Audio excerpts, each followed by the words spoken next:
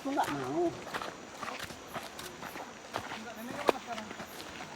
Dia udah diharau kan hotel. Kira aja.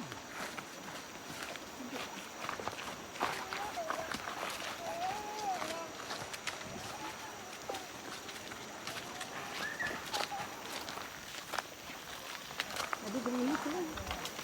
Bilang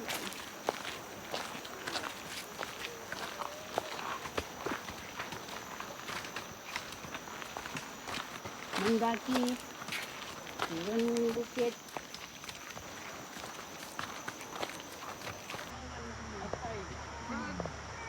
Iya.